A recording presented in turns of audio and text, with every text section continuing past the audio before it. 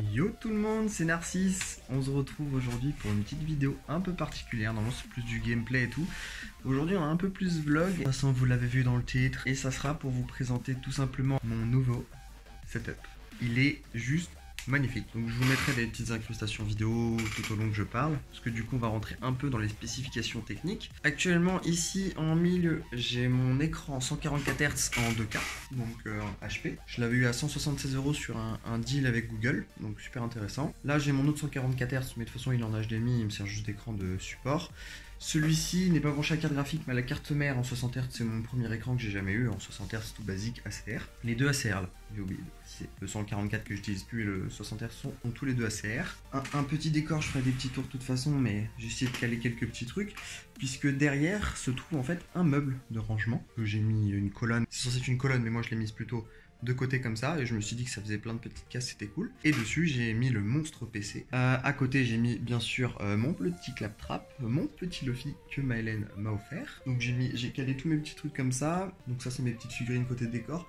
Dans le PC nous avons la joie de retrouver un i7 6700K qui commence à se faire vieux, qui était le haut de gamme d'il y a une longue époque. Dedans j'ai une RTX 2070 aussi, une petite alimentation qui est no name un peu, donc il faudrait peut-être qu'un jour je change de 600 watts il me semble, si je me trompe pas. Carte mère du coup une Z170 Pro Gaming d'Asus, donc qui ne se vend plus non plus vu qu'elle va avec le processeur. J'ai 16 Go de RAM qui sont pas overclockés parce que j'y arrive pas sur ce modèle là, je le ferai plus tard, c'est pas grave. Donc en 2133 et en casse 16 casse 15 en 2133 MHz. Je possède donc aussi en même temps un kit I/O. On verra peut-être un peu vite fait là les cubes. Donc c'est deux ventilateurs qui s'ouvrent vers le haut du PC.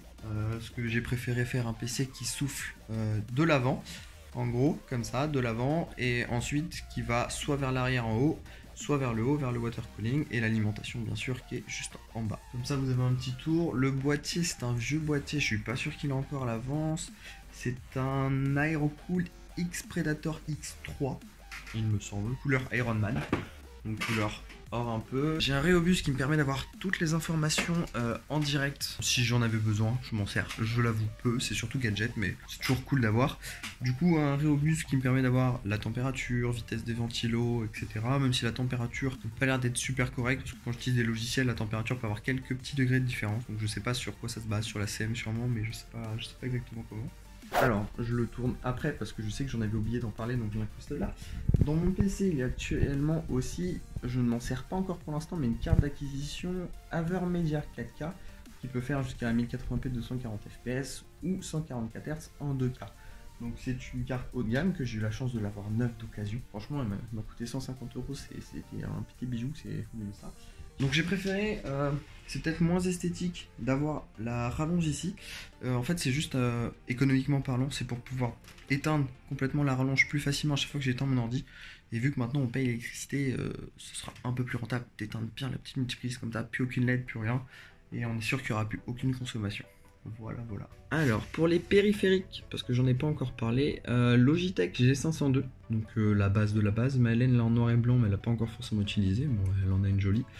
J'ai retiré le cache en dessous, ça fait gagner du poids, ça m'apportait pas forcément plus de glisse. Et j'ai retiré les poids pour qu'elle soit légère, parce que finalement, en fait, je me suis rendu compte qu'une souris légère était quand même très agréable. Mon très connu qui a une vidéo rien que pour lui, DT990 Pro de Bayer Dynamic. Casque toujours aussi confort, il n'a pas bougé et pourtant ça fait des mois que je l'ai et je l'ai porté un nombre d'heures incalculable pendant ce confinement. Si un jour vous en voulez un et que vous avez la possibilité de l'avoir, que vous avez le matos pour le faire tourner, parce qu'il y a beaucoup de home pour la plupart des versions, faire attention, là c'est un 250 ohms. Du coup dans ce cas là, foncez, c'est super agréable, super confort. Casque ouvert, ça dépend, si vous avez beaucoup de bruit autour c'est peut-être pas l'idéal. Moi par exemple quand la fenêtre est ouverte on entend beaucoup les voitures, là normalement ça devrait aller, mais il est vraiment super confort, au niveau confort c'est génial. La surprise du chef, faut savoir que avant que je vous parle de certains articles, certains auront connu, j'en ai parlé sur Insta, évidemment.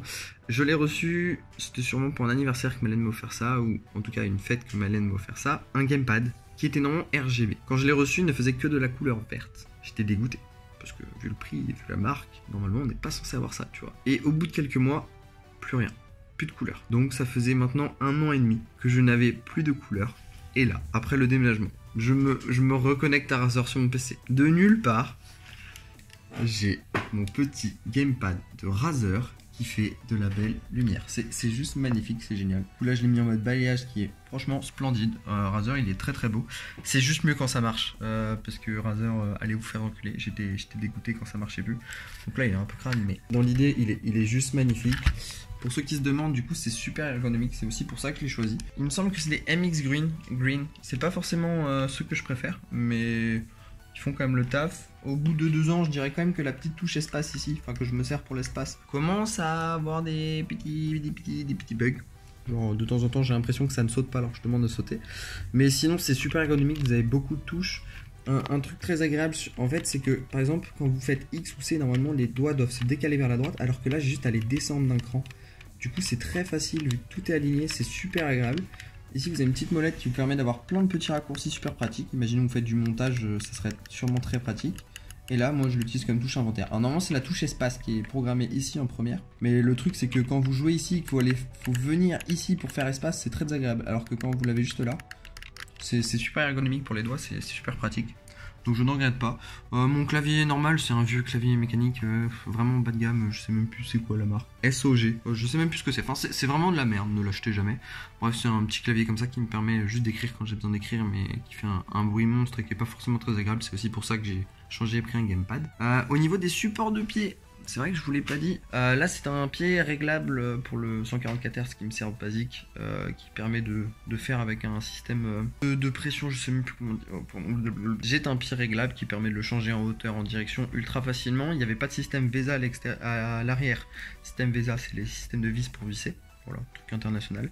Il n'y en avait pas. Du coup, j'ai dû prendre un petit système qui a permis tout simplement de venir quadriller l'écran, pam pam pam, de faire comme une araignée derrière, voilà, et qui me permet ensuite de le relier au pied et de le bouger un peu comme je veux. Bon, je le fais pas parce qu'ils sont bien réglés. Pour les 2 écrans là, j'ai pris un système qui fixe les 2 écrans en même temps. C'était un choix, une promo, je sais pas trop pourquoi je l'ai fait, mais je l'ai fait. J'ai pris un système en gros qui est plus statique, peut-être plus solide, je sais pas. En tout cas, qui permet pas de régler en hauteur différemment l'un de l'autre, ou en tout cas très peu avec le système de vis. Donc j'ai réussi à ce qu'il soit à peu près aligné, mais je vous avoue j'ai galéré. C'était pas pratique, il n'y a pas un grand empattement, donc finalement c'est pas facile de régler les 2 hauteurs. Tu voyais par exemple, imaginons là il y a un petit décalage de 2 cm, si je voulais le relever au milieu c'est pas trop possible, j'ai pas assez, donc c'est pas très pratique. Après le système est plutôt solide, donc j'ai trouvé un table pour faire passer au milieu. C'est super pratique parce qu'il y a plein de petits range-câbles comme ça. Alors, je sais pas si vous allez voir mais ouais. Plein de petits range-câbles ici qui sont super pratiques, ils en ont mis partout. Ici vous avez même un range-clé avec un range-câble si jamais je les avais fait descendre vers le bas. Moi je les ai fait monter vers le haut. Donc du coup j'ai pris un double avec... j'ai pris un 31 pouces. Alors j'ai un écran 27 pouces. Oui je l'ai pas dit. 27, 24, 24. Du coup j'ai un écran 27 pouces mais j'ai pris... un système 31 pouces. Tout simplement parce que dans les mesures techniques, les bras étaient un peu plus longs. Ce que je trouve sûrement plus pratique pour régler un peu tout. Du coup je me suis dit que ça pouvait être bien, sachant qu'en plus peut-être que j'ai pas regardé le poids mais c'était un peu plus robuste parce que j'ai un écran qui est quand même assez lourd. C'était assez compliqué de le serrer très fort pour pas qu'il penche en avant en arrière, comparé à là où je trouvais que c'était un peu plus pratique pour celui-ci. Celui-ci je le trouve beaucoup plus pratique alors que voilà. Je pense que si un jour je reprenais, je pense dans une dizaine d'années parce que avant que ça casse ou avant que je le change il n'y a pas de raison, mais je pense que je prendrais peut-être un système justement qui se change plus facilement que cela, comme cela. Un micro, du coup, beurre du M1 avec un pied standard vraiment qualité basique. Juste le petit filtre anti-pop qui conseille avec, qui est très pratique, qui marche très bien. Donc ça c'est mon petit beurre du M1 qui marche nickel, vraiment parfait. Limite il capte trop de son, il faut plein de petits trucs à côté pour que ça soit parfait. Logitech, j'ai la Logitech G920 1080, tout simple, pas la pro, genre je l'ai eu à l'époque il y a très longtemps, c'est peut-être Mylène encore qui me l'a offert. Mylène m'a offert beaucoup de choses dans cette table, vous n'imaginez même pas.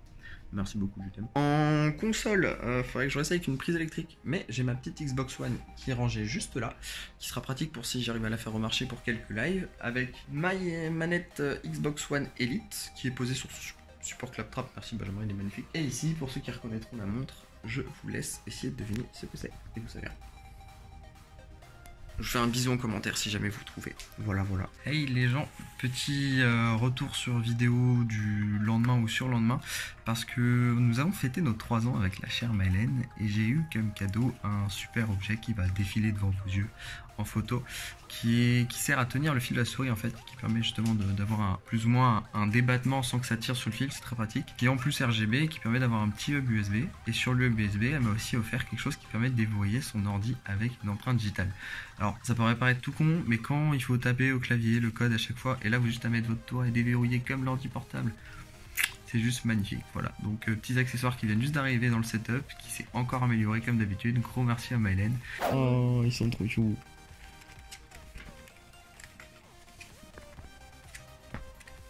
Bonjour. Oui.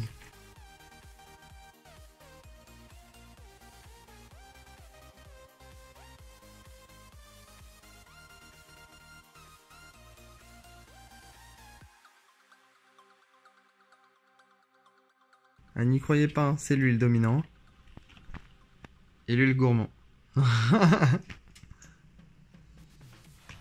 Oui. Eh monsieur, pas mon setup là.